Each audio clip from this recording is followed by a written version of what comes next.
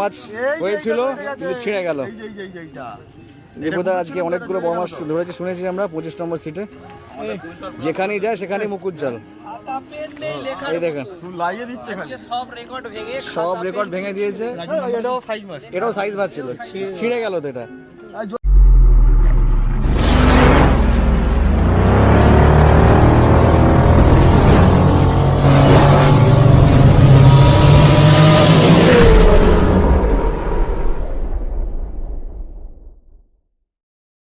নমস্কার, fishing club Barrackpore চ্যানেলে আপনাকে স্বাগত। তো বন্ধুরা, ব্যাকে যে শিকারীকে মাছ ধরতে দেখছেন ইনি হচ্ছেন শিকারী দীপুদা। হিরণ্যগ্রাম গণ্ডকী পুকুরে ইনি প্রথম দিনকে যথেষ্ট রেকর্ড পরিমাণে মাছ ধরেছেন, সেই ভিডিও কিন্তু আজকে আরেকবার নিয়ে আসলাম এবং এই ভিডিওর সাথে সাথেই এই হিরণ্যগ্রাম গণ্ডকী পুকুরের পাশের ইনফরমেশনটি আজকে আপনাদের দিয়ে দেবো। মল্লিক কমিটির পরিচালনায় পূর্ব বর্ধমানের জামালপুর, কৃষ্ণচন্দ্রপুর, হিরণ্যগ্রাম গণ্ডকী পুকুরে আগামী 29শে মার্চ থেকে সাধারণ পাস শুরু হতে চলেছে। এই পাশের দিনগুলি হচ্ছে 29শে মার্চ, 31শে মার্চ, 2রা এপ্রিল, 5ই এপ্রিল এবং 9ই এপ্রিল। এই পাসের মূল্য করা হয়েছে 5000 টাকা। এই পাশের নিয়মাবলীগুলো আপনারা একটু শুনে নিন বা দেখে নিন। মাছ ধরার সময় সকাল 5টা থেকে বিকেল 5টা পর্যন্ত ন্যূনতম অগ্রিম 2000 টাকা দিয়ে আপনাদেরকে সিট বুকিং করতে হবে। সিট বুকিং করে পাশের দিন না আসলে সেই টাকা ফেরত কিংবা অন্য দিনের সঙ্গে অ্যাডজাস্টমেন্টও হবে না।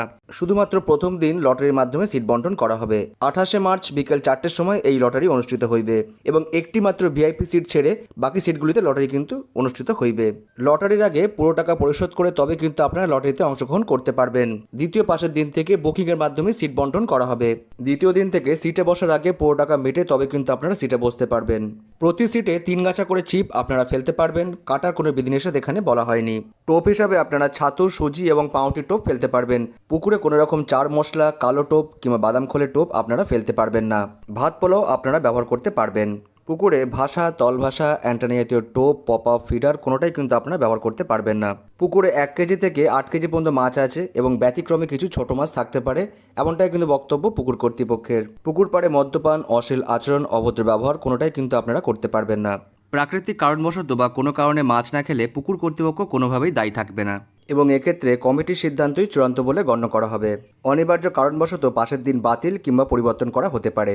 পুকুরে পাস চলাকালীন কেউ যদি মাছ বিক্রি করতে চান অবশ্যই কমিটির সাথে যোগাযোগ করে নেবেন। বর্তমানে এই পুকুরটি সিসিটিভির নজরাধীন। এই পুকুর পরিচালনার দায়িত্বে যারা আছেন তাদের নাম্বারে ভিডিওর সঙ্গে দেওয়া থাকবে। আপনারা ফোন করে এই পুকুর সম্পর্কে বিস্তারিত খোঁজখবর নিতে পারেন এবং সিট বুকিং করতে পারেন। যারা আসবেন বা যারা সিট বুকিং করবেন তারা অবশ্যই নিজস্ব চিন্তাভাবনা এবং সিদ্ধান্ত নিয়ে তবেই আসবেন, আমার কথা বা ভিডিও দেখে নয়। আর এই পুকুরে একটি বুকিংয়ের টাইম দেওয়া হয়েছে সকাল 10:30 থেকে দুপুর 1টা পর্যন্ত এবং 3টে থেকে 5:30 পর্যন্ত। এই সময়ের মধ্যেই আপনারা বুকিংয়ের যাবতীয় কাজ সেটা করে নেবেন। তো বন্ধুরা, আপনারা পুরো ভিডিওটা দেখতে থাকুন। আপনাদের সঙ্গে দেখা হচ্ছে অন্য কোনো ভিডিওতে নতুন কোনো তথ্য নিয়ে।